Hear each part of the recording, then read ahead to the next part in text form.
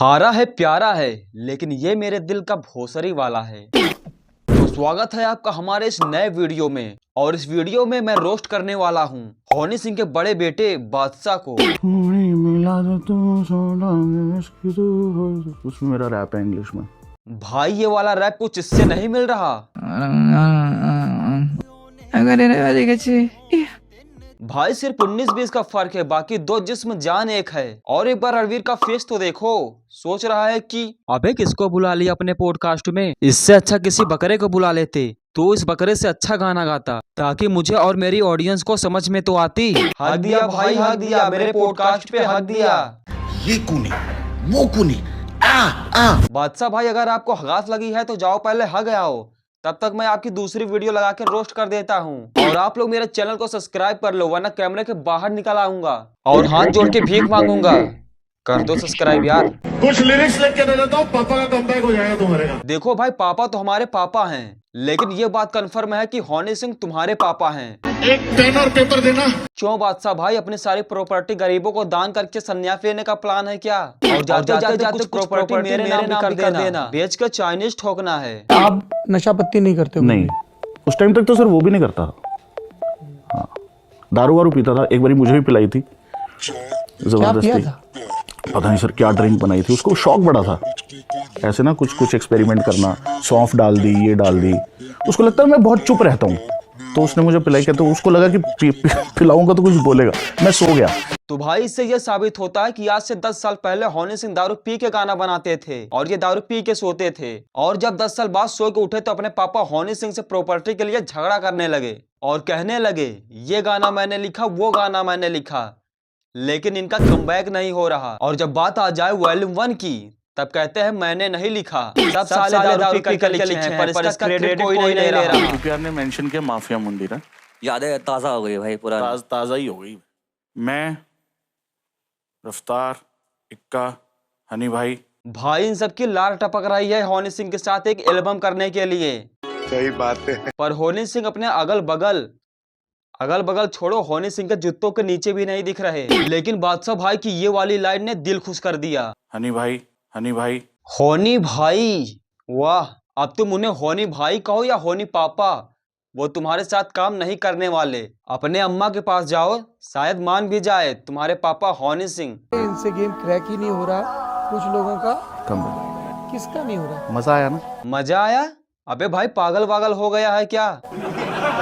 मुझे तो तेरी शक्ल देख के हंसी आ रही है। तो अब तो उनका आया एल्बम ग्लोरी, तो हो पाया कमबैक? भाई चाचा तुम किससे पूछ रहे हो? ग्लोरी सुनने के बाद इनके अंग में जितने भी छेद थे, सभी छेद से हवा निकल गई होगी। उसके बाद हिट पे हिट सॉन्ग दिए हनी सिंह ने, सुनने के बाद कोमा में चले गए थे। भाई साहब I wish him all the best. वो मिल जाए जो उसके पीछे वो भाग रहे हैं, जो चाहिए उनको। भाई तुम्हारी शक्ल और आवाज दोनों बता रही है कि हनी सिंह ने तुम्हारा सब कुछ छीन लिया।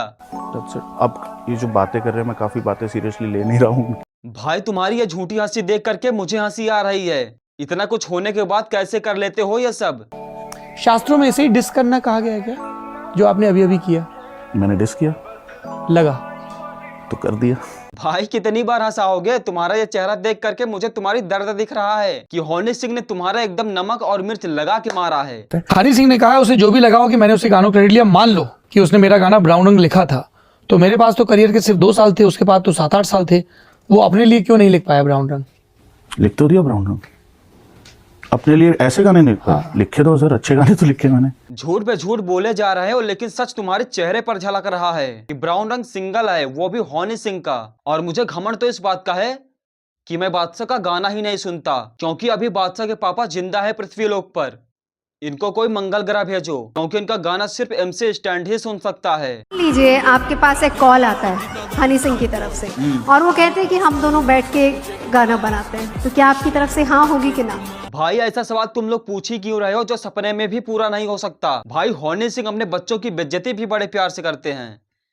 लव यू बादशाह के पापा। दोस्तों लगता है बादशाह को फिर से अंडरग्राउंड होना पड़ेगा। अंडरग्राउंड होना पड़ेगा?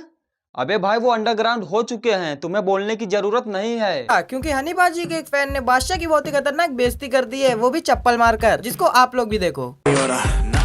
फिर मैंने सीन चेंज किया और कुछ लोगों का कमबैक ही नहीं हो रहा। जरूरत नहीं है, पर ये अंडरग्राउंड वाली लाइन बोल के दिल खुश कर दिया। मैं एक आर्टिस्ट का बहुत बड़ा फैन हूँ, बादशाह, जानते हो आप लोग। मैं उनके गाने बहुत सुनता हूँ, उन्हें फॉलो करता हूँ। उन्होंने एक दिन स्टोरी लगाई कि हमें लड़कियों को गलत नज़र से देखना नहीं चाहिए। मैं कहा हाँ, ये है असली इन्फ्लुएंसर। फिर उसने गाना बना दिया कि बम तेरा गोते खाए कमर में तेरी बटर। भाई फैन फॉलोइंग हो तो बादशाह के जैसे, जो गाना सुनने का आनंद भी ले और गाली भी दे। तो बस आज के लिए बस इतना ही। अब मिलते हैं नेक्स्ट वीडियो में, तब तक चैनल को सब्सक्राइब कर लो। उनके गाने के लिरिक्स है जहाँ से होनी चाहिए वहीं से है तो ठीक। ये बिना म्यूजिक के गाओ मार पड़ती है। उनका एक गाना है कि सैया ने देखा ऐसे मैं पानी पानी हो गई। इन्हें फायर ब्रिगेड में लगाओ, कोई से ताड़ के आग बुझा देंगे।